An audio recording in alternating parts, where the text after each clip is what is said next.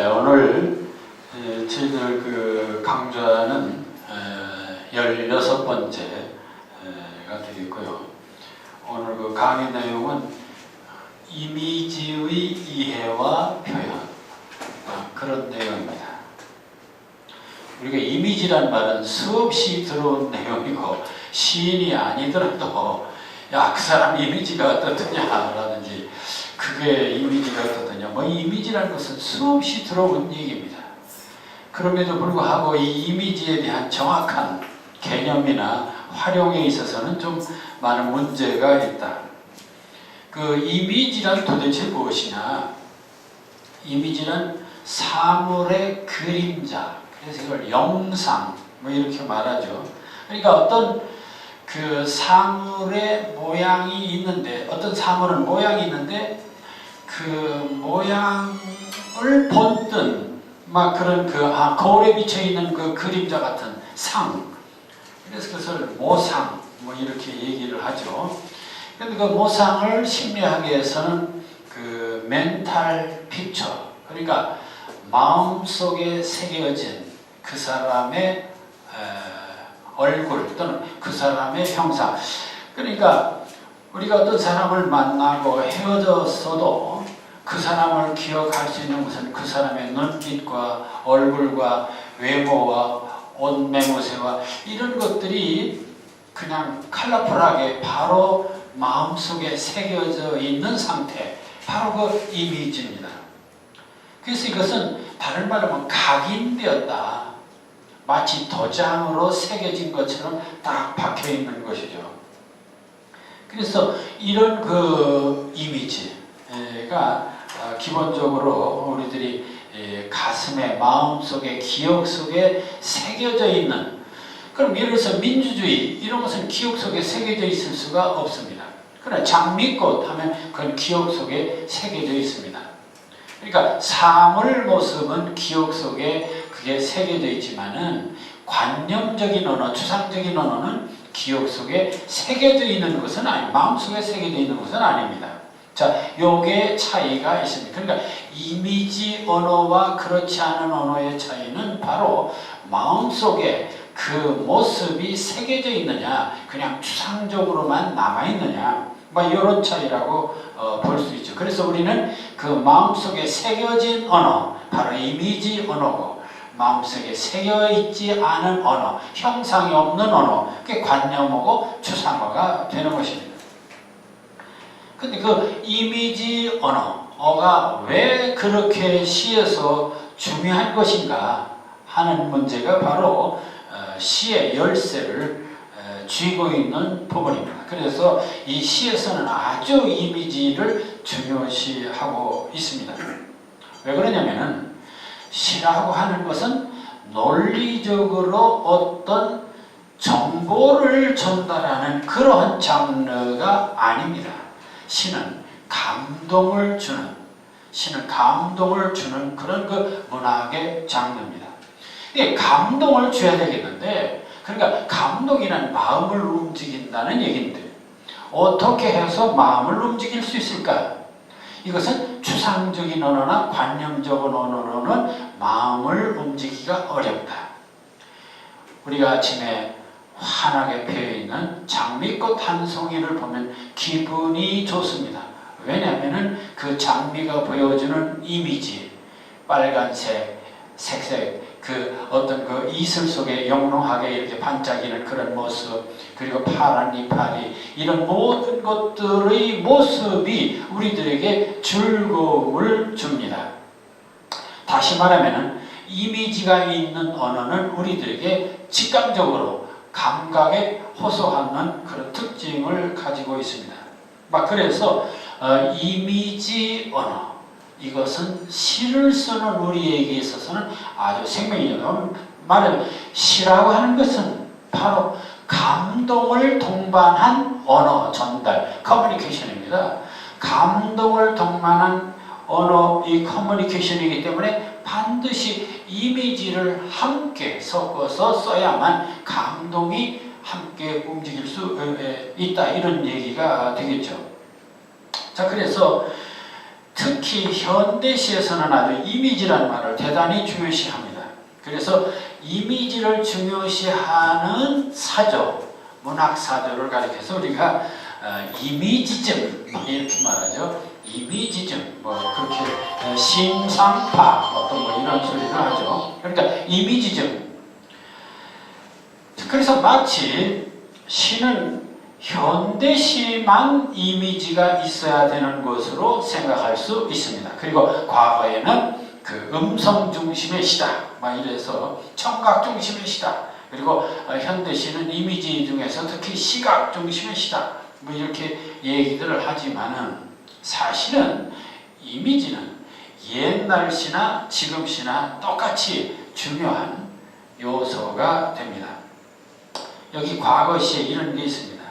우리의 고려시대의 청산별곡이라는 시 보면은 사르리 사르리랐다 청산에 사르리랐다 머리랑 다래랑 먹고 청산에 사르리랐다 얄리얄리 얄라성 얄라리 얄라 뭐 이런 걸 보면은 대단히 그 음성적 효과를 많이 노렸어요. 그러니까 우리 선조들도 참 시에 있어서 뭐 오늘날 사람은 옛날 시인들도 또 시를 쓰는 사람들도 이렇게 감성에 호소하고자 이렇게 사르리 사르리라다 정선의 사르리라다 뭐 얄리얄리얄라성 얄라리얄라 뭐 이런 거 후렴을 넣어가면서 흥취를 돋은 걸 보면은 옛날 선조들도 시에서 이 청각적 영상, 청각적인 호소를 했습니다.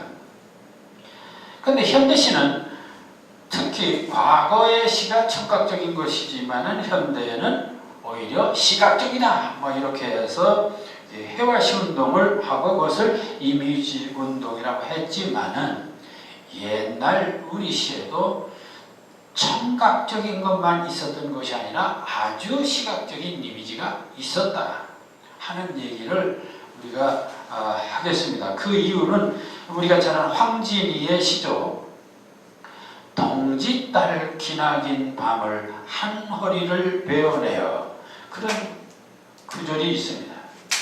그러니까 옛날에 우리 시가는 가락조고 노래 중심이고 청각적이고 이런 생각들을 하는데 아닙니다. 옛날 시도 훌륭한 시는 이미지를 사용했어요. 그 대표적인 황진이의 시가 그렇습니다. 동짓달 기나긴 밤을 한 허리를 베어내어 이 밤이라고 하는 한 시간을 허리를 베어내어 그래서 밤을 허리라고 하는 또 다른 이미지로 그 밤을 묘사했습니다. 그러니까 밤이라고 하는 것을 의인화시켜 가지고 허리로 만들어서 메타포 은유화했다. 그래서 이런 것을 하나의 그 이미지인데요. 춘풍 이불 아래 서리서리 넣었다가 봄바람 이불 아래 춘풍 이불도 일종의 이미지입니다. 서리서리도 마찬가지죠. 네 모신 날 밤에 구비구비 펴리라. 황진이의 시가 그렇게 다시 말하면 황진이가 뭐 참 얼굴도 잘생겼지만 노래를 잘 부르고 시조가 유명하다고 알려져 있는데 어떻게 그렇게 알려져 있느냐? 단지 시조를 잘 불러서 그런 것이 아니라 시조를 잘 썼기 때문에 그렇습니다. 그러면 시조를 어떻게 잘 썼냐? 바로 이미지를 잘 활용했다. 그런 얘기죠. 이미지를 활용했어요. 그러니까 옛날 시조 중에서도 지금까지 알려진 훌륭한 시는 이미지를 사용했습니다. 그 현대 이미지즘을 앞장세웠던 것이 1920년대, 10년대 영국의 일부 그 시인들이 운동을 벌인 것이 해화시 이미지즘 운동이 있었습니다. 그 이미지즘 운동의 대표적인 인물이 그 휴미라는 인물이 있는데 그 휴미라는 인물이 가을이라는 시를 쓴 일이 있습니다. 이 가을이라는 시를 보면 가을밤의 싸늘한 촉감 나는 밖을 걸으면서 얼굴이 붉은 농부같이 불그레한 달이 울타리를 넘보는 것을 보았다. 이 대목을 굉장히 높이 평가합니다. 이게 바로 이미지다. 얼굴이 붉은 농부같이. 지금 불그레한 달이, 울달이, 지금 달을 보고 얘기하는데 그냥 달, 그냥 달이 휘영청한 달이 아니다, 뭐 휘영청한 달이다, 뭐 이런 게 아니고 얼굴이 붉은 농부같이 불그레한 달. 얼굴이 붉은 농부같이 그러한 달입니다. 불그레한 달입니다. 얼굴이 붉은 농부같이 하니까 달의 모습이 또 다른 이미지로 우리한테 다가옵니다.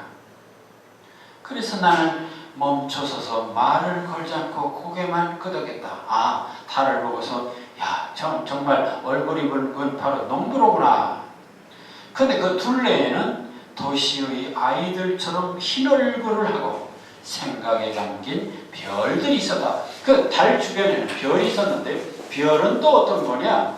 별은 보니까 도시의 아이들처럼 흰 얼굴, 도시의 아이들처럼 창백한 얼굴 해서 농촌의 농부 같은 얼굴을 달로 표현했고 별은 창백한 아이들의 얼굴로 표시를 하고 있습니다. 이렇게 함으로써 이 별과 달의 모습이 이런 농부라든지 아이들의 얼굴을 통해서 완전히 다른 새로운 그 인상으로 다가옵니다.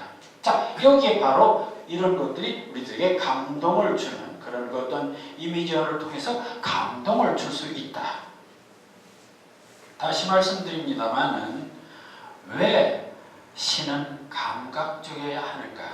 그 이유는 예술이라고 하는 것이 본래 정서적, 환기적, 감동적인 세계, 마음을 움직이고 느끼게 하는 것이 바로 예술이죠.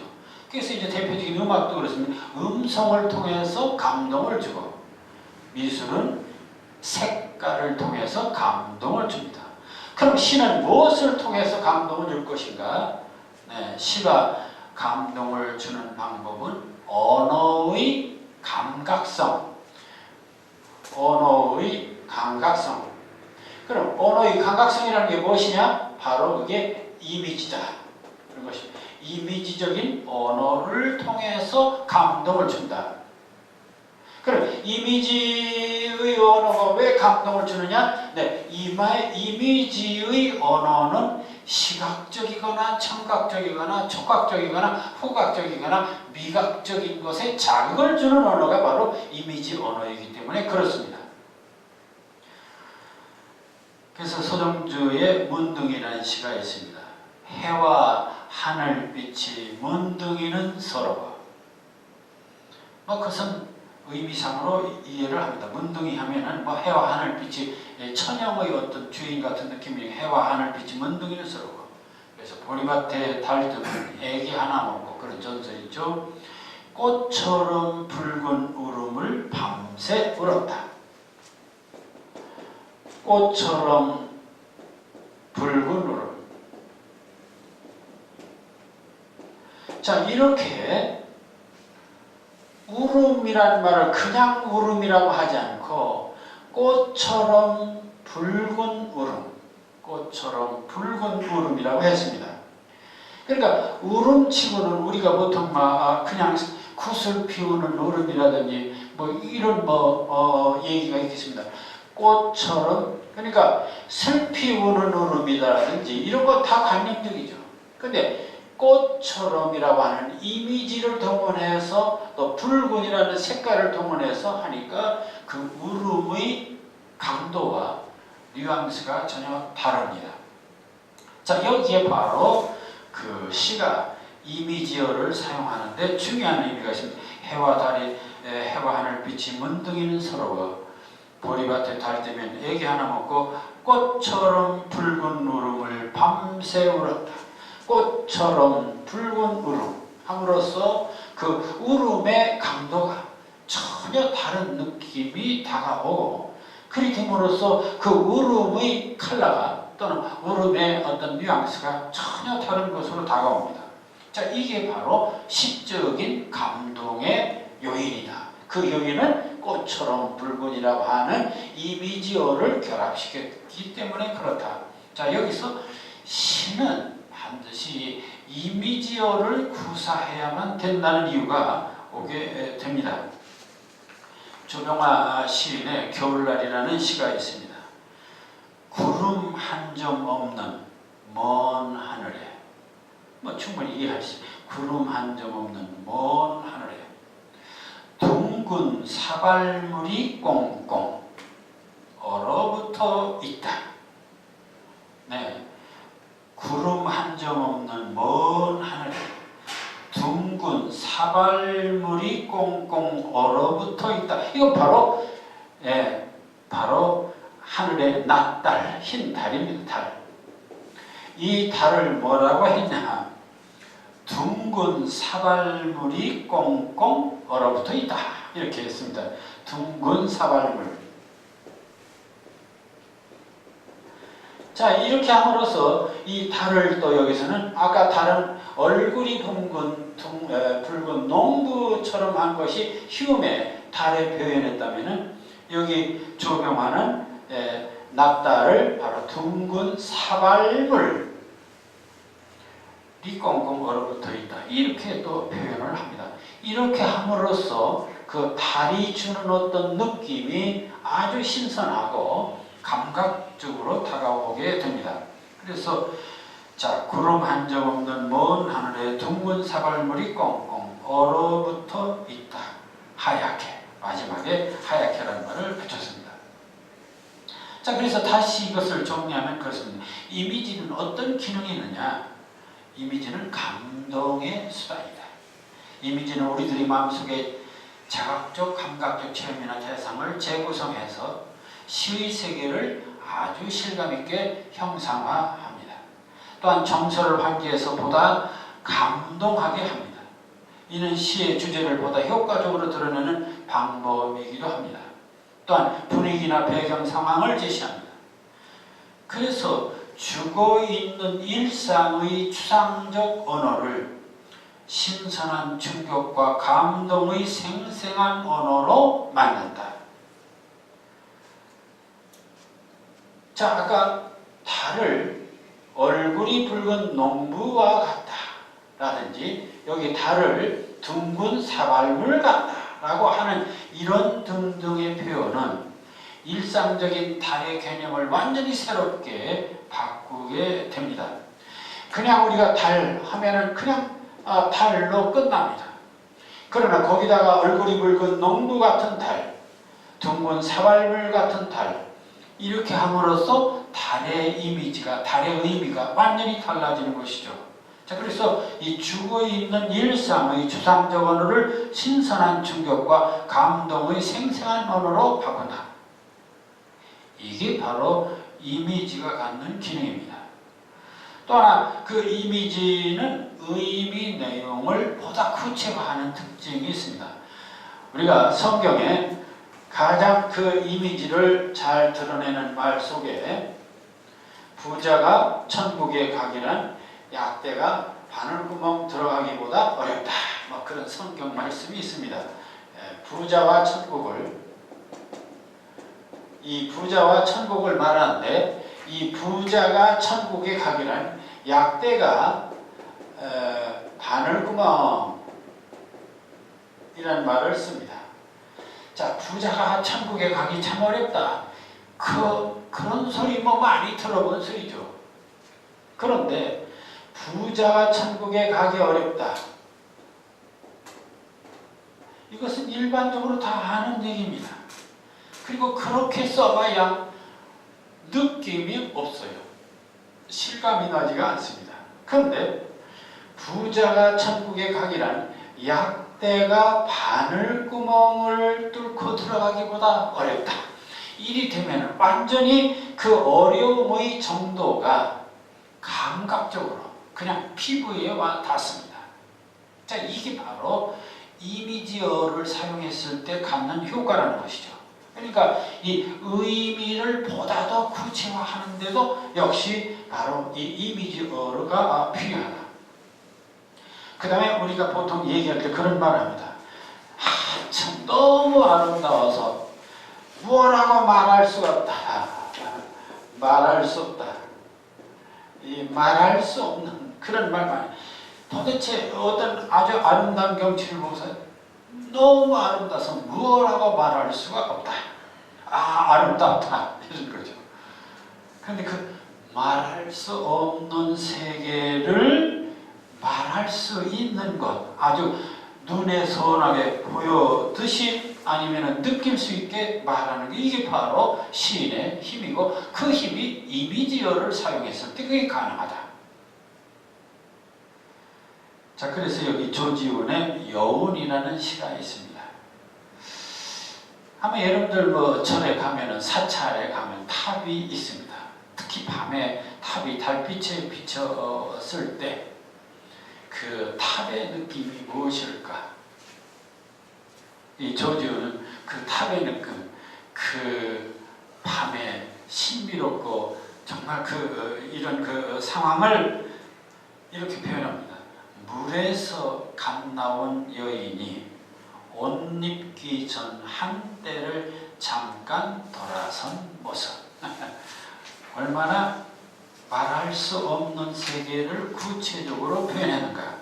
그러니까 물에서 갓 나온 여인이 옷 입기 전 한때를 잠깐 돌아선 모습 같은 탑이다. 탑의 모습을 그렇게 표현합니다. 근데 그 탑이 어떤 탑이냐? 달빛에 젖은 탑이에요. 마지막 그랬습니다. 달빛에 젖은 탑의 모습이 물에서 갓 나온 여인이 옷 입기 전 한때를 잠깐 돌아선 모습 같다. 온몸에 흐르는 연기는 상긋한 풀냄새라. 풀냄새. 이것은 후각적으로 호소하는 것입니다. 검푸른 숲 그림자 흔들릴 때마다 머리채는 부드러운 어깨에 출렁이는데 시각적이면서도 또 그 동작이 있습니다. 희디인 얼굴이 그리워서 조용히 엎드려 다가서면 수줍음에 놀라 그는 흠칫 돌아서 먼 데산을 본다. 이렇게 해서 그 달빛에 젖은 탑의 모습을 여인과 비교하면서 그는 보다 더 감동적으로 감각적으로 표현을 하고 있습니다. 자, 이미지에는 어떤 종류가 있는가? 그래서 이미지의 종류를 이제 학술적으로 말할 때 크게 세 가지로 말하. 하나는 감각적 이미지, 하나는 비유적 이미지, 또 하나는 상징적 이미지라고 얘기합니다. 그래서 여기서 오늘 우리가 주로 얘기할 것은 이 감각적 이미지에 관한 부분을 얘기합니다. 감각적 이미지라고 하는 것은 우리의 신체 구조상 외부의 사물에 대한 직감적인 반응을 일으키고 있는 감각기관, 그래서 오관이라고 하죠. 예를 들어서 시각적으로 느끼는 것, 후각적으로 또는 촉각적으로 미각.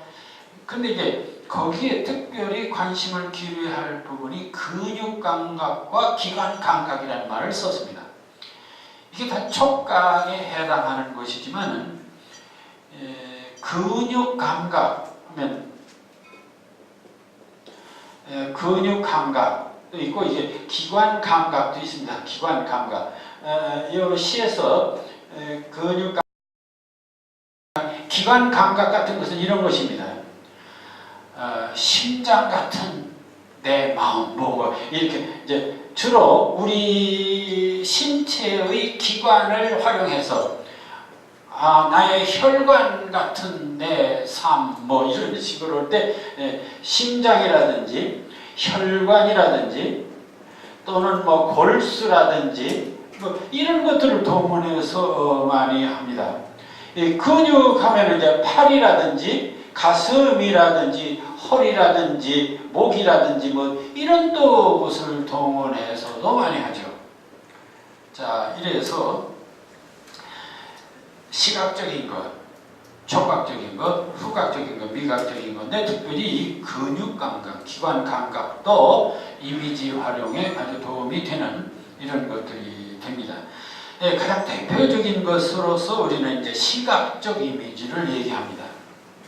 그러니까 시각적이라는 것은 어떤 그 색채를 통해서 느끼도록 하는 것이죠. 시각적으로 느낄 수 있는 가장 대표적인 이미지인데 최초로 우리나라 1930년대 이제 40년경입니다. 이 김광균이 주일서정이라는 작품을 썼는데 이 작품을 가리켜서 아주 시각적 이미지를 잘 시도한 그런 작품이다 이렇게 얘기를 합니다. 추일서정, 그러니까 가을날의 그 서정입니다. 낙엽은 폴란드 망명정부의 집회. 낙엽을 우리는 가을날 낙엽을 우리는 많이 보게 됩니다. 낙엽이 뭐냐? 낙엽의 그 느낌이 마치 폴란드 망명정부의 집회 같다. 물론 요즘 폴란드가 망한 것도 아니고 1차 대전, 2차 대전 전후회니까 그때는 폴란드가 망했었죠. 그래서 낙엽은 폴란드 망명정부의 집회다. 폴란드 빼고 그냥 낙엽을 망명정부의 집회다. 이렇게만 해도 충분합니다. 그러니까 망한 나라의 집회, 그게 쓸모없는 것이죠. 그러니까 아무 값어치가 없는 것을 망명정부의 집회다 이렇게 표현했습니다. 이런 것도 하나의 시각적 이미지다. 그 다음에 포화에 이지러진 도른시의 가을 하늘을 생각한다. 이것도 포화에 이지러진 시가지. 도른시가 아니면 좋습니다. 그러니까 시가지가 마치 포화로 인해서 완전히 망가진 그런 모습을 생각해야 한다. 그게 바로 낙엽의 이미지입니다. 얼마나 신선합니까? 그러니까 이 낙엽 이미지를 망명정부의 집회다. 포화에 이지러진 그런 도시와 같은 그런 것이다. 그 다음에 길은 어떠냐? 그 길은 한 줄기 구겨진 넥타이처럼 부러져. 우리 시사에서, 그러니까 현대 시사에서 길 이미지를, 길이라는 것이 뭐냐? 여러분들 많이 길을 얘기할 수 있지만은 가장 길을 신선하게 실감나게 잘 표현한 이미지 중에 하나가 바로 이겁니다. 길은 한 줄기 구겨진 넥타이처럼 부러져. 이게 1930년대에 쓴 이미지입니다. 그러니까 우리가 시를 쓸 때 길에 대한 시를 얼마든지 쓸 수 있습니다. 사실 길이 인생에게 대단히 중요하고요. 그런데 이 사람은 길을 구부러진 길, 꼬부랑 길, 인생길 이렇게 추상적인 것도 있지만은 구겨진 한 줄기 구겨진 넥타이처럼 풀어져. 그래서 이 구겨진 넥타이지.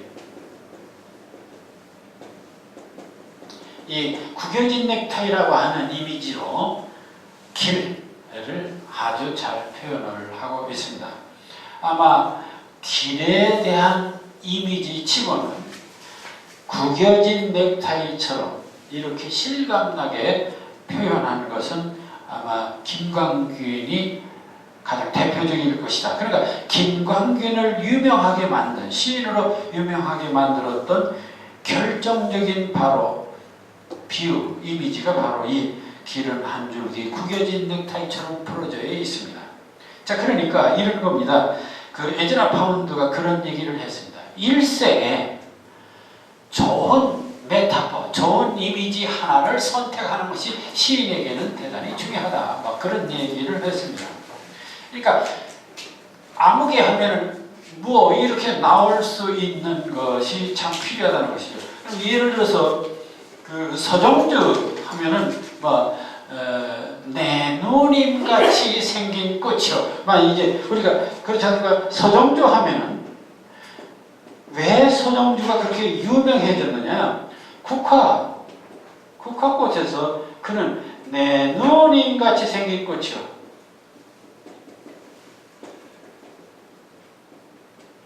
내 누님 같이 생긴 이거 한마디가 모든 사람에게 기억에는 각인이 됩니다. 그러니까 시인이 정말 그 수많은 언어 다 있어봐야 정말 독자의 가슴속에 영원히 남는 각인될 수 있는 이미지가 도대체 뭐냐. 네, 서정주경은 예를 들어서 내 노님같이 생긴 꽃이요. 아까 그 서정주의 문득이라는 시에서 꽃처럼 붉은 누름을 밤새 울었다. 꽃처럼 꽃처럼 붉은 누름. 이것도 정말 아주 대단한 것입니다. 그러니까 서정주에게는 그러한 아주 유명한 상품적인 이런 그를 대변할 수 있는 그런 이미지들을 갖고 있습니다. 그러니까 내 누님같이 생긴 꽃이요, 꽃처럼 붉은 누름, 이런 거, 뺨 부비며 열려있는 꽃봉오리를 봐라. 뺨 부비며, 이런 것도 다 서정주가 개발했습니다. 자, 그러니까 우리가 정말 훌륭한 시라고 하는 것은 그러한 결정적으로 남들이 사용하지 않은 새로면서도 언제나 들어도 신선한 그런 이미지를 개발하는 것, 이게 정말 대단히 우리들에게 중요한 것이죠. 자, 그래서 여기 김광균 하더라도 김광균은 길은 한 줄기 구겨진 넥타이처럼 부러져. 이거 정말 참 아주 절묘하게 그 길을 잘 표현하고 있습니다. 자, 그러면서 일광의 폭포 속으로 사라지고 조그만 담배 연기를 내뿜으며, 그거야 기차가 이제 연기를 품으면서 들을 지나는 것을 담배 연기를 내뿜으며 새로듯이 급행 열차가 들을 달린다. 포플나무의 근골 사이로 공장 지붕의 흰 이빨을 드러낸 채, 공장 지붕의 흰 이빨, 이런 것도 좀 이미지로 쓰려고 했죠. 한가닥 구부러진 철책이 바람에 나부끼고 그 위로 셀로판지로 만든 구름이 하나, 셀로판지로 만든 구름, 그것도 하나의 시각적이죠. 저욱한 불벌레 소리 발길로 차며 홀로 황량한 생각 버릴 것 없어 허공에 띄우는 돌팔매 하나, 기울어진 풍경의 장막 저쪽에 고독한 반원을 긋고 잠겨간다. 이게 바로 그 가을 풍경을 묘사하고 있는데, 아주 김광균의 대표적인 시가 바로 이 추일서정이 됩니다. 근데 그 많은 행 속에서도 오래오래 기억에 남는 길은 한 줄기 구겨진 넥타이처럼 부러져. 자, 이런 절창, 이런 것들이 바로 우리들에게 중요한 하나의 이미지로서의 기능입니다. 자, 그래서 이 시각적 이미지. 근데 이제 현대시도 청각적 이미지가 있습니다. 그래서 여기 과거에도 음성적 그런 얄리얄리 알라상 야가리얄리에서 음성적 효과를 했지만은, 여기 현대시에서도 얼마든지 개성적으로 청각적 이미지를 살릴 수가 있습니다. 이 박나연의 서울매미라는 작품이 있습니다. 이제 곧 매미가 여기저기서 많이 울 텐데, 참 이 시인은 늘 매미 소리를 들어보면 한 수 울고 싶어요. 그런데 문제는 매미 소리를 어떻게 이미지화해서 보다 실감나게 할까? 참 고민스럽습니다. 저도 산에 올라가면 매미 소리 들으면서 야, 이거 한 수 써야겠다. 근데 막상 쓰려면 쉽지가 않아요. 이미지를 개발하는 게 쉬운 일이 아닙니다. 그런데 이 박나연 보세요.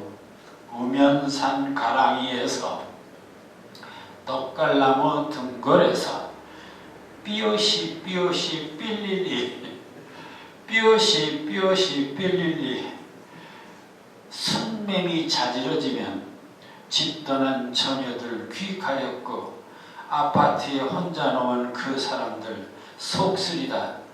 삐요시 삐요시 삘릴리, 삐요시 삐요시 삘릴리. 자, 아주 개성있게 썼습니다. 우리가 매미하면 맴 그런 소리만 하고 있는데, 이 사람은 아주 개성있게 삐요시 삐요시 이렇게 해서 흥미있게 청각, 귀를 즐겁게 해주고 있어요. 그러니까 이건 청각적 이미지.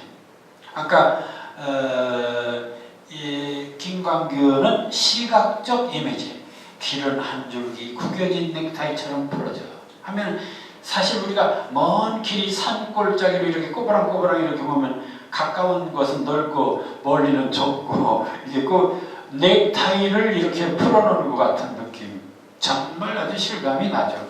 시각적으로 아주 느낌이 와요. 마치 보는 듯이. 근데 이걸 바로 이 박나연의 이 서울매미는 또 청각적으로 아주 즐거움을 우리들에게 주고 있습니다.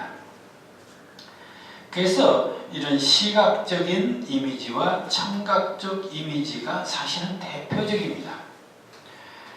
그 외에도 이제 후각적인 것, 미각적인 것도 있고 촉각적인 것도 있죠. 그 중에 근육 감각적 이미지, 이제 그런 말을 하나만 거기다 더 넣었어요. 감각적 이미지는 오감, 그러니까 눈, 코, 귀, 혀, 살갗을 통한 시각, 후각, 청각, 미각, 촉각의 이미지다. 그러나 시각과 촉각을 겸한 신체 근육 감각 이미지도 실감나는 감각적 이미지다. 그래서 근육 감각 이미지, 이것을 제가 좀 특별히 강조했습니다. 그래서 제가 이 비구상전이라는 그런 작품을 보고서, 이 비구상이라는 구상전 있고 구상은 어떤 사물을 그 사물과 거의 비슷하게 그림을 구상전이라고 그러죠. 비구상전은 추상화를 말합니다. 제가 어느 전시회를 갔더니 문자, 글자, 한자 이런 걸 거꾸로 반드시 그 글자를 이렇게 해놓고 여기 그림 추상화 그림을 해놨어요. 그러니까 글자 같은 거예요. 그래서 제가 비구상전, 그러니까 추상화전입니다. 추상화 전시에 갔는데 거기 가보니까 선도 있고 이 삐뚤빼뚤 그런 것도 있는데, 그래서 제가 몇 개의 낱말들이 놀고 있다 이렇게 표현을 했습니다. 그러니까 그 그림 속에 어떤 구체적으로 어떤 사물이 있는 것이 아니고 글자 같은 것들을 이렇게 삐뚤빼뚤 이렇게 해놨는데, 그래서 몇 개의 낱말들이 놀고 있다. 휘부연한 안개를 움켜쥐고 물고나무 선놈도 있고 그 글자들이 황달 들린 하늘을 베고 낮잠을 즐기는 놈도 있다. 그래도 나이는 먹어 더러는 주름진 얼굴이고 청잡빛 이끼가 돋아난 가슴도 있다. 왜 그 추상화를 보면 우중충한 바탕에 이렇게 이렇게 안개에도 낀 것 같고 이렇게 황혼 같은 것도 있고 어쨌든 분위기가 묘한 분위기입니다. 그래서 몇 개의 낱말들이 놀고 있다. 희부연한 안개를 움켜쥐고, 이 움켜쥐고는 일종의 근육 감각입니다. 손가락으로 움켜쥐는 것이죠. 안개를 움켜쥐다. 또 물과 나무 서다. 이것도 일종의 근육 감각입니다.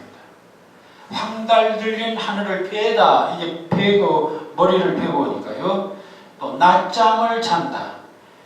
이런 것들이 다 우리들의 신체적인 어떤 그 일부를 드러내는 것이기도 합니다.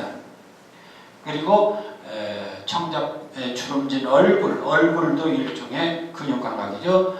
그리고 이끼가 돋아난 가슴도 있다. 이래서 어떤 사물을 인간의 이 신체 이미지로 이제 드러내는 방법도 가능하다 하는 것을 하나 예를 내가 들어본 것입니다. 그러면 다시 이미지가 시에서 대단히 중요하다고 하는데, 그럼 그 이미지를 어떻게 시에서 드러낼 수 있을까? 드러내는 방법이 무엇일까? 그래서 제일 첫 번째 방법이 이런 것입니다. 이미지 드러내기. 첫 번째는 사물의 구체화와 변형화. 이미지를 드러내는 방법에는, 그러니까 이미지로 시를 이미지로 표현해라, 이미지로 드러내야 된다. 그런데 왜냐면 이미지로 드러내야 감동이 오니까. 그러면 이미지로 드러내는데 어떻게 하라는 얘기냐? 어떻게 드러내는 것이냐? 그러니까 이미지 드러내기 표현입니다. 첫째는 변형입니다. 하나는 변형. 어떻게 변형시키냐? 자, 보세요. 사물을 바꿔요. 다른 이미지로. 예를 들어서 박두진의 꽃이라는 작품이 있습니다. 자, 꽃 하면은 우리가 꽃을 보고서 아름답다, 예쁘다, 멋있다 이런 소리 해야 아름답다, 예쁘다, 멋있다 이런 표현은, 꽃이 이런 표현은 이것은 그냥 하나의 설명, 하나의 아름답다, 예쁘다 이건 하나의 설명에 불과합니다. 하나의 설명이 불과해요. 그런데 이 꽃을 보고서 이는 먼 해와 달의 속삭입니다. 자, 이 꽃을 보고 해와 달의 속삭입니다. 자, 이제 이런 단계가 되어야 정말 이미지를 시적으로 제대로 구사하는 거죠. 그러니까 우리가 꽃 수없이 보는 꽃입니다. 자, 이 꽃을 보고 아름답다, 예쁘다, 멋있다 이건 다 설명이고 그것은 시가 아닙니다. 적어도 이것이 시가 되려면은 이 꽃을 다른 이미지와 결합시켜서 이 꽃은 해와 달의 속삭입니다. 이 정도는 나와야 된다는 얘기입니다. 그래서 이 꽃을 이 사람은 해와 달의 속삭임으로 변형 바꿨습니다. 해와 달의 속삭임으로 바꿨어요. 그 다음에 이 꽃을 뭘로 바꾸냐? 비밀한 울음. 울음이라고 되어 있습니다. 여기서는 속삭임, 해와 달의 속삭임, 비밀한 울음. 시각적인 것과 청각적인 것. 해와 달, 이건 시각입니다. 속삭임, 청각입니다. 이렇게 시각적인 것과 청각적인 이미지로 바꿨어요. 여기는 비밀한, 비밀은 관념이죠. 울음 해서 이것은 청각적이죠. 꽃은 원래 시각적인 겁니다. 이 시각적인 것을 이렇게 청각적인 것으로 변형시켰습니다. 한 번만의 어느 날의 아픈 피 흘림, 이것을 피 흘림이라고 다시 합니다. 피 흘림. 그래서 피라고 하는 하나의 시각적인 것을 또 드러냅니다. 자, 이렇게 사물을 설명하지 않고 그것을 다른 이미지로 바꾼다. 이게 바로 사물의 변형입니다. 그 다음에 또 하나 방법은 구체화.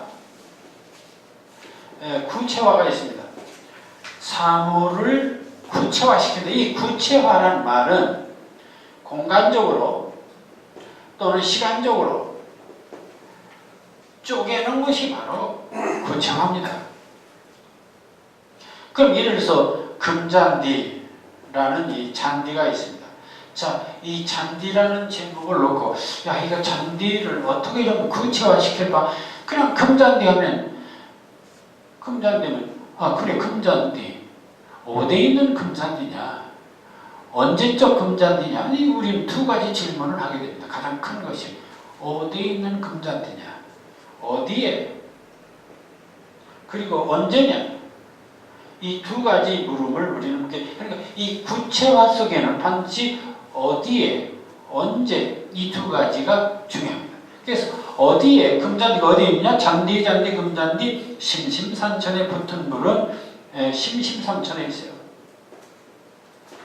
가시님 무덤가의 금잔디에서 가시님 무덤가에 금잔디. 이 금잔디가 어딨냐? 심심산천, 그 중에서도 가시님 무덤이 있는 그 무덤가에 있는 금잔디다 함으로써 금잔디를 구체화시킵니다. 그럼으로써 이 금잔디, 이 잔디의 이미지가 명확하게 드러납니다. 그 다음에 봄이 왔네, 봄빛이 왔네, 버드나무 끝에도 실가지에 봄빛이 왔네, 봄날이 왔네, 심심산천에도. 자, 이런 식으로 해서 봄이 왔네, 봄빛이 왔네, 버드나무 끝에도. 봄이 왔는데도 어디 왔냐? 버드나무 끝에도 실가지. 이것도 역시 공간의 구체화. 그래서 이미지 드러내는 것은 가능하면은 그 사물을 변형시키는 방법, 또 하나는 구체화시키는 방법, 이런 것들을 통해서 이미지를 드러낸다. 이런 방법들이 있습니다. 그 다음에 이제 또 하나 방법은 이 정서의 감각합니다. 이미지를 통해서 사고하는 것을 우리는 심상사고, 이미지 싱킹이다 이렇게 말하는데요. 이것을 달리 우리가 상상, 그러니까 사실은 그 이미지라고 하는 것이 별거 아닙니다. 이미지. 근데 이미지인데 그는 이 이미지 그러니까 어떤 그림이나 어떤 영상, 어떤 상을 통해서 생각하는, 이게 바로 이미지네이션. 우리는 이미지네이션. 그 바로 우리가 상상이다 이렇게 말하죠. 상상입니다. 그러니까 이미지네이션, 그림이나 영상이나 어떤 상을 곁들여서 생각하는 것, 이게 바로 상상입니다. 그림을 곁들여서 생각하는 것, 이게 바로 상상. 그러니까 이미지라는 게 다름없습니다. 어떤 그림을 곁들여서 생각한다. 자, 그런 것들을 여기 중요한데, 재밌는 것이 옛날 선조들이 한자를 쓸 때도 참 잘 썼어요. 이 상자 보면은 모양 상자입니다. 밑에 마음심입니다. 마음 위에 모양이 있는 거, 곁들인 거. 그러니까 마음 위에 모양을 곁들인 이 상자를 썼다는 거 참 대단합니다. 자, 마음 위에 모양을 곁들이는 방법을 좀 한번 생각해 볼까요? 자, 내 마음은 호수요. 이 됐습니다. 내 마음은 호수요.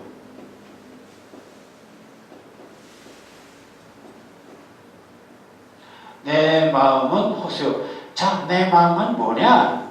내 마음은 호수다. 그러니까 이 마음을 호수라고 하는 사물을 곁들인 거죠. 마음심 위에 모양상을 얹힌 것하고 다를 바가 없습니다. 내 마음은 호수요. 그럼 왜 이런 것을 쓰느냐? 이런 것입니다. 이렇게 이걸 우리는 형상화, 형상화. 이 보이지 않는 관념, 예를 들어서 사랑, 그리움, 다 정서적인 말이죠. 그런데 문제는 사랑, 눈에 보이는 건 아닙니다. 그리움도 안 보여요. 슬픔도 보이지는 않습니다. 그래서 내가 너에 대한 사랑은 너의 사랑은 그래, 너의 사랑은 뭐냐? 너에 대한 사랑은, 자, 사랑하는 마음입니다. 사랑하는 마음은 간절하다, 절실하다, 이렇게 관념적으로 써봐야 실감이 안 납니다. 그럼 너에 대한 사랑은 피눈물이다. 이러면 눈물이라고 하는 이미지로 드러냄으로써 그 사랑의 강도가 강하게 느껴지는 것이죠. 그래서 이제 너는 나의 목숨이다. 너는 나의 태양이다. 뭐 이게 다 일반적으로 쓰는 말이지만 다 이미지어가 됩니다.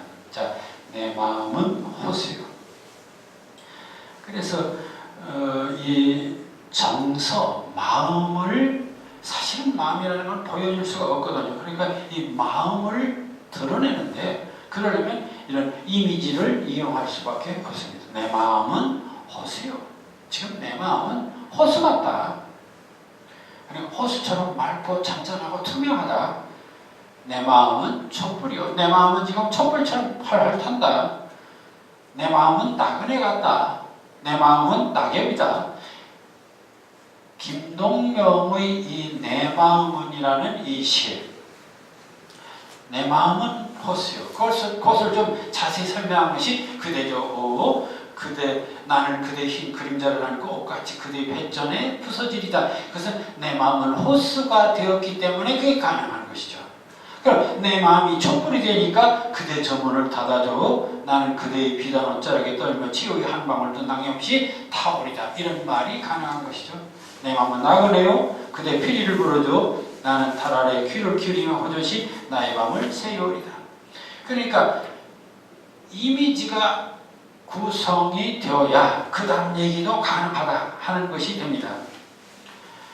자, 그래서 우리는 이 김동명의 내 마음은이라고 하는 작품도 아주 편하게 쓰여졌지만은 우리들에게 호소력을 주는 이유는 바로 그 마음을 호수니 촛불이니 나그네니 낙엽이니 하는 이미지로 잘 드러냈기 때문입니다. 그러니까 이게 일종의 아까 얘기한 것처럼 그 정서의 감각화 또는 사물의 변형화에 맞는 얘기가 됩니다. 자, 마음을 호수, 촛불, 나그네, 낙엽으로 견주어서 드러냈습니다. 그럼 그리움은 어떻게 드러낼 수 있을까? 그래서 여기 신규호의 밤바다라는 작품을 보면 그리움을 이렇게 표현합니다. 가슴속에 키워온 그리움 하나, 어느 무더운 여름밤 견디다 못해 모래밭에 피를 쏟듯 배앗았더니 천지가 가득 채우는 고래가 되어 바다를 꿀꺽 삼켰습니다. 자, 그리움 하나를 막 견디다 못해서 모래밭에 이렇게 내뱉었더니 천지가 가득 채우는 고래가 됐다는 거예요. 그러고서 바다를 꿀꺽 물론 이제 하나의 판타지 같은 얘기죠. 그러나 어쨌든 이 그리움, 자, 이 그리움이란 말 수없이 많이 쓰는데 난 널 그리워한다. 그래봐야 그 실감이 안 나요. 그래서 여기 가슴속에 키워온 그리움 하나, 어느 무더운 여름밤 견디다 못해 모래밭에 비를 쏟듯 배앗았더니 천지가 가득 채우는 고래가 되어 바다를 꿀꺽 삼켰습니다. 그리고는 나는 죽지 않는다. 캄캄한 몸뚱이 뒤척이면서 어둠 속에 기슭까지 기어 와서는 가늘고 구슬프게 울었습니다. 밤새도록 잠 안 자고 울었습니다. 고래가 돼서 무엇이 그리움이. 자, 그리움을 고래로 변형시켜서 드러내고 있습니다. 자, 이런 방식으로 이 보이지 않는 내면의 세계 또는 보이지 않는 마음의 세계를 보일 수 있는 이미지의 세계로 바꿔서 드러냄으로써 훨씬 더 실감나는 그런 시적 언어를 구사할 수가 있는 것입니다. 자, 그런데 이러한 것들은 정서만 그런 것이 아니라 의미도 그리할 수 있다. 의미. 그러니까 사물도 이미지로 바꿀 수 있고 네, 정서도 이미지로 바꿀 수 있고, 우리가 생각하는 의미, 가치, 의미의 세계도 이미지로 바꿀 수 있다. 그래서 이것을 의미의 감각화라고 합니다. 이미지는 사물이나 정서만을 드러내는 수단이 아니라, 그러니까 예를 들어서 사물 하면 말이에요. 꽃, 아까 박두진의 꽃을 여기서 비밀한 울음, 꽃을 울음이다 또는 속삭입니다 이렇게 바꿨어요. 이렇게 사물을 다른 사물로 바꿀 수도 있습니다. 마음, 내 마음은 호수요. 마음을 호수로도 이렇게 정서, 마음을 호수로도 바꿀 수 있습니다. 그렇다면 의미의 세계, 예를 들어서 민주주의라든지 또는 백성이라든지 민중이라든지 또는 민초라든지 농민이라든지 이런 사람들, 이런 것들도 바꿀 수 있냐? 바꿀 수 있습니다. 그게 바로 의미의 감각화입니다. 이미지는 사물이나 정서만을 드러내는 수단이 아니라 의미 즉 사상이나 관념까지도 감각화한다. 이는 인간의 삶 전체를 감각적으로 드러내는 시적 미학의 본질이기도 하다. 자, 여러분들 1970년대 80년대 특히 가장 우리들에게 중요시했던 것이 바로 농민 또는 노동자 또는 이걸 다 합쳐서 그냥 민중, 가난하게 사는 사람들 또는 지도자, 지배 계급보다는 백성, 네, 이런 것들에 대해서 우리는 관심이 참 많았습니다. 그래서 이것을 직설적으로 노동자여 일어나라, 농민이여 일어나라, 민중이여 일어나라, 이렇게 하면 이건 선동시죠. 이건 선동이죠. 그건 이제 정치인들이 하는 일이죠. 또는 백성들이여 일어나라, 이거 다 바로 이런 것들은 다 선동적이고 정치적인 구호입니다. 그럼 이걸 좀 시적으로 드러내는 방법이 없을까? 시적으로 드러내는. 그래서 이 농민이나 노동자나 백성이나 민중을 다른 이미지로 바꿔서, 이미지. 그럼 이 이미지를 뭘로 바꾸냐? 옛날부터 백성 하면 민초라는 말이 있습니다. 민초.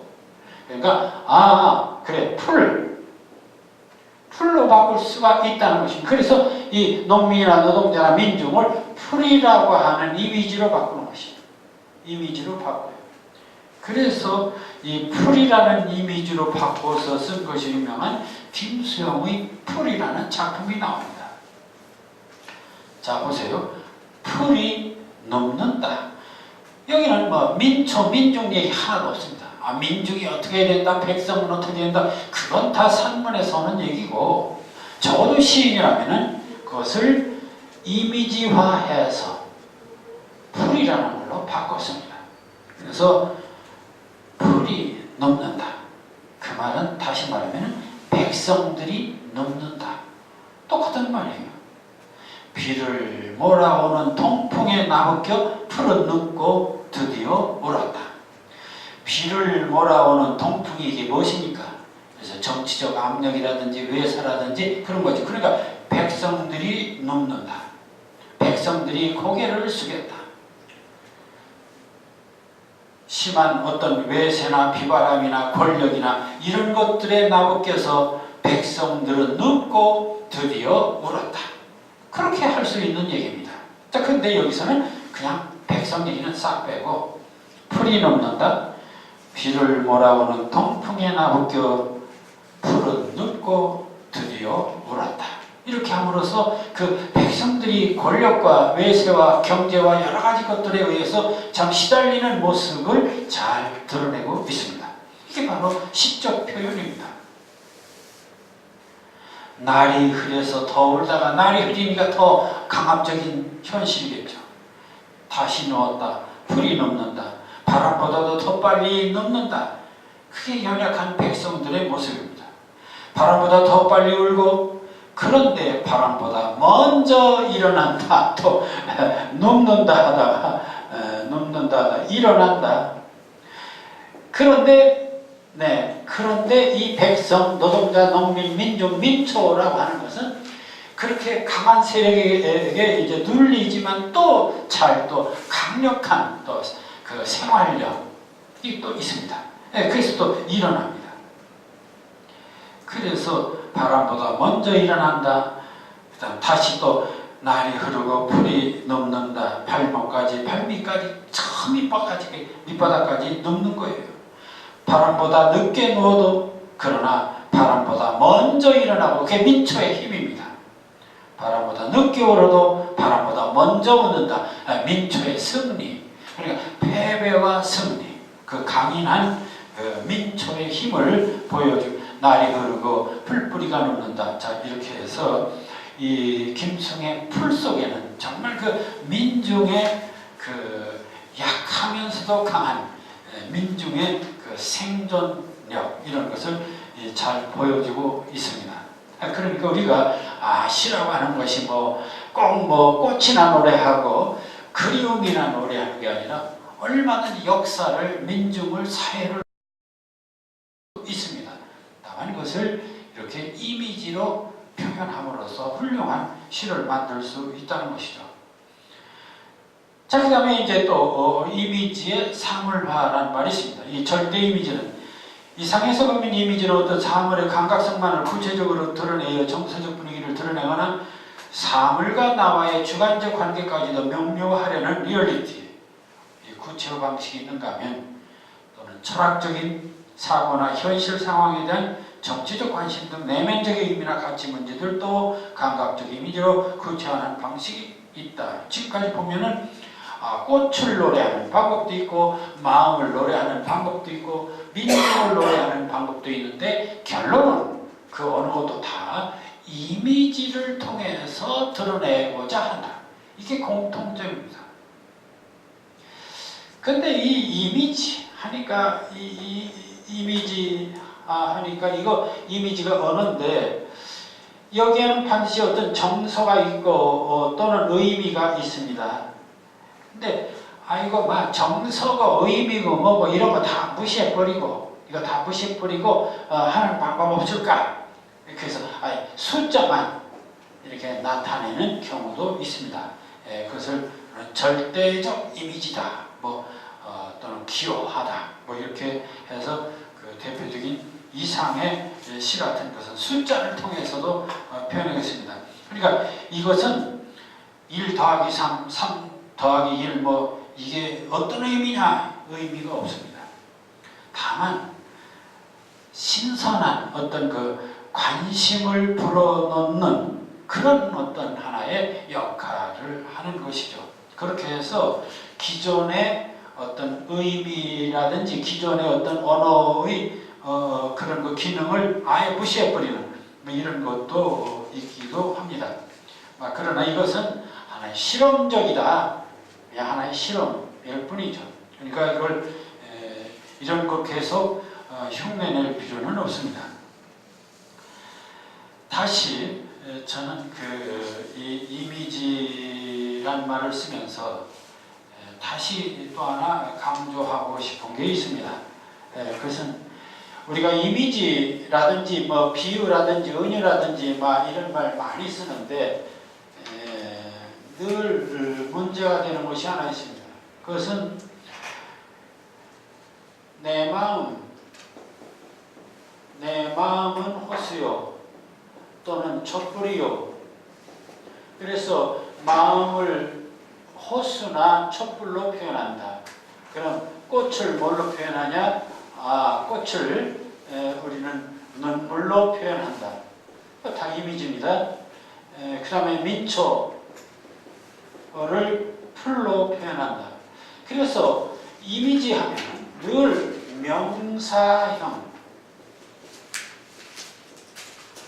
명사형 이미지만 생각하기 쉽다 하는 점입니다. 여기서 시를 쓸 때 명사형 이미지만 있는 것이 아니라 동사형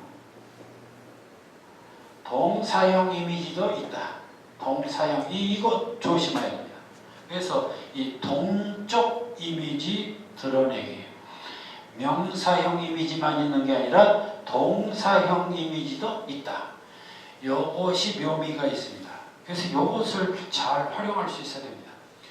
명사형 이미지, 지금까지 이미지라면 심상인이 영상인이 하는 말들 때문에 마음에 비춰진 그림자, 즉 사물의 어떤 상태를 정적으로 또는 명사형으로 표현하는 경향이 강하다.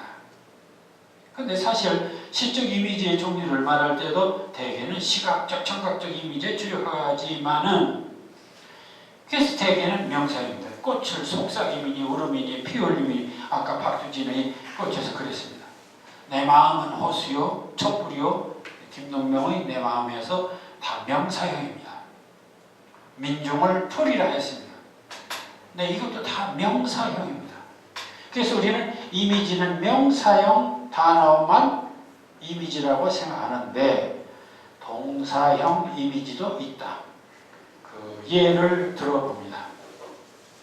그러나 시에 있어서 이미지의 근본 기능은 정서적 관계, 감동하는 마음, 그러니까 어떻게 마음을 움직일 수 있을 것인가에 있습니다.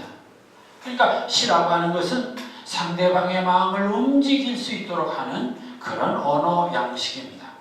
그러려면 어떠한 방식을 택할까? 그게 바로 이미지 언어를 써야 된다는 얘기인데, 그 이미지 중에서도 명사형의 이미지냐, 그것은 정서적인 것이 아니라 정적인 것이 아니라 동적인 것, 움직임을 나타내는 것이 중요하다. 따라서 이미지는 명사형보다 동사형의 그 생명이 있음을 알아야 된다. 이 부분은 제가 시학 또는 시창작 원리를 쓰면서 가장 강조하는 부분입니다. 솔직히 지금 기존의 시학 이론 속에는 이 동적 이미지니 동사 이미지라는 말을 별로 쓰지를 않았습니다. 근데 실제 시를 써보고 그리고 또 시를 감상하고 분석하고 연구하다 보면은 더 중요한 것이 동사형 이미지, 동작을 나타내는 이미지가 더 시적으로 중요한 이미지다. 이것을 잘 활용하는 것이 아주 시를 성공적으로 쓸 수 있습니다. 자, 보세요. 달빛이 웃는다. 예를 들어서 달빛이 비친다. 예를 들어서 달빛이 아름답다. 달빛이 환하다. 그거 다 일반적인 말이죠. 그걸 시적으로 표현해야 되겠다.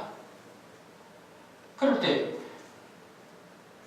달빛은 그대의 얼굴이다. 뭐 그럴 수도 있죠. 달빛은 그대의 얼굴이다. 그러니까 우리가 달빛을, 예를 들어서 달을 보고서 달은 그대의 얼굴이다. 이렇게 할 수 있어요. 달은 그대의 미소다. 뭐 그럴 수도 있습니다. 이렇게 다 표현할 수 있습니다. 그런데 이런 명사형으로 쓰는 방법도 있는가 하면은, 자 보세요. 달빛이 웃는다. 달빛이 춤춘다. 달빛이 발광을 한다. 달빛이 떨고 있다. 달빛이 구역질을 한다. 달빛이 설사를 한다. 달빛이 발작을 이렇게, 얼마든지 우리는, 그러니까 정말 이 실감나고 신선하고 자극적이고 충격적인 것은 다른 얼굴이다. 그대의 얼굴, 다른 그대의 미소, 이런 명사형보다도 발광을 한다, 떨고 있다, 구역질을 한다, 이런 동사형이 더 강한 충격과 감동을 줄 수 있다. 여기에 묘미가 있다는 얘기입니다. 그래서 우리가 시를 쓸 때 이 이미지에서 명사형 이미지만 찾을 게 아니라 동사형을 잘 개발하는 것, 서술어를 잘 개발하는 것도 대단히 중요한 것입니다. 자, 자, 그래서 이 정지용의 유리창이라고 하는 작품 속에 이런 것들이 있습니다. 유리에 차고 슬픈 것이 어른거린다. 자기 그 자식이 죽었어요. 그런데 밤에 막 그 유리창으로 얼른얼른하는 뭔가 그 혼이 와서 어른 되는 것 같은 느낌이 들어요. 자, 그때 유리에 차고 슬픈 것이 어른거린다. 열없이 붙어서 입김을 흐리우니 길들은 양 언 날개를 파닥거린다. 만일 여기 파닥거린다라는 말이 빠졌으면 이거 재미가 없죠. 파닥거린다. 얼마나 실감납니까? 그러니까 우리가 내 마음은 호수요, 내 마음은 촛불이요 하고 명사형으로만 이미지화할 게 아니라 이게 동사, 파닥거린다. 자, 이게 정말 날개를 파닥거린다 하니까 그 장면이 훨씬 더 애절하죠. 지우고 보고 지우고 봐도 새까만 밤에 밀려나가고 밀려와 부딪히고 부딪히다 보여 어른거리다 입김을 흐리우다 파닥거린다 새까만 밤이 밀려나가고 밀려와 부딪히고 물먹인 별이 반짝 보석에 베낀다. 보석에 우리가 별이 예를 들어서 별이 반짝인다 또는 별은 보석이다. 그보다도 그 박힌다 이 말이 더 강하다 이거예요. 사실은 밤에 홀로 유리를 닦는 것은 외로운 황홀한 심사연이 고운 폐혈관이 찢어진 채로 너는 산새처럼 날라갔구나. 날라갔구나. 이것도 하나의 동사형이죠. 자, 그러니까 어른거리다, 흐리우다, 파닥거리다, 부딪히다, 베낀다, 날라갔구나. 이런 언어들이 이 정지용 시에 잘 구사되고 있습니다. 아시다시피 또 정지용은 아주 정말 또 이미지의 천재입니다. 우리나라에서. 그래서 이 현대시를 개척한 아주 유명한 시인입니다만은 이 유리창 속에 이 정지용의 실력이 명사형 이미지가 아니라 동사형 이미지로 잘 드러나고 있습니다. 이런 그 동사형 이미지, 동작을 나타내는 이미지로 아주 잘 드러낸 성경 구절이 있습니다. 그래서 오히려 현대시보다 몇천 년 전 이스라엘 민족들이 사용한 시 속에 언어 속에 이미 그런 그 동사형 이미지가 잘 구사되어 있는 것을 보게 됩니다. 자, 보세요. 출애굽기 15장 5절에서 12절 사이에 이런 구절들이 있습니다. 주의 오른손이 원수를 부수시나이다. 오른손으로 원수를 부순다. 이게 깨부순다. 그런 얘기겠죠. 근데 그 다음에 진노가 그들을 지푸라기같이 사르시나이다.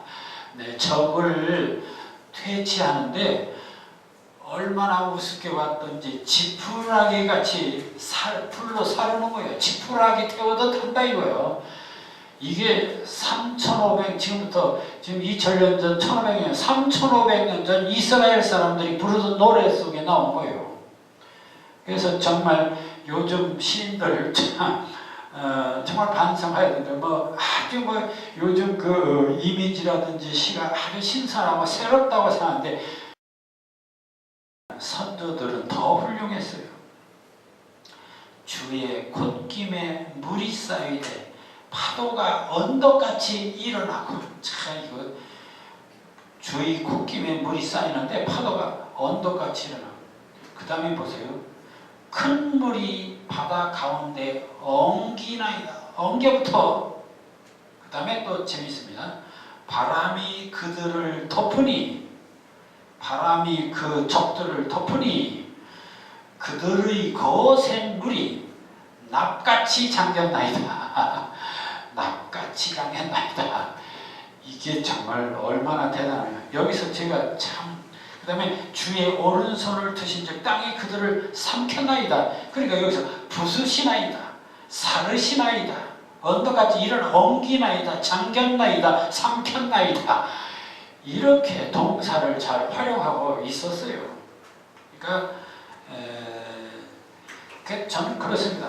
왜 성경이 그렇게 오랜 역사를 통해서 많은 사람들에게 감동을 주는가? 하나님 말씀이다. 모두 다 그렇게 생각들을 하고 있어요. 네, 하나님 말씀이라고 무조건 감동하는 것은 아닙니다. 바로 이런 시적인 메타포를 잘, 이미지를 잘 썼기 때문에 우리들에게 더욱 감동을 주는 것이다. 자, 그래서 오늘 제 강의는 신은 이미지를 통해서 표현되어야 한다. 왜 이미지인가? 그것은 신은 감동을 주기 위한 언어이기 때문인데 그 감동은 반드시 어떤 감각적 언어를 통해서만 감동이 잘 구사될 수 있고, 그렇기 때문에 이 감각적 언어가 바로 이미지어가 된다. 그래서 우리는 기본적으로 시를 쓰려면 이미지를 구사해야 된다. 그 이유는 바로 감각적 언어이고 그 언어는 바로 감동을 주는 언어이기 때문에 일반적인 언어는 이미지가 없습니다. 일반적인 언어는 관념적이고 추상적이죠. 근데 바로 시의 언어는 이런 감각적 언어를 동원해서 보다 더 감동을 주는 그런 언어 양식을 만들고 있습니다. 그러니까 시냐 아니냐, 시를 만들 거냐 안 만들 거냐, 바로 이미지를 어떻게 잘 구사할 거냐 그렇지 않느냐, 여기에 달려있다고 봐야 되겠고요.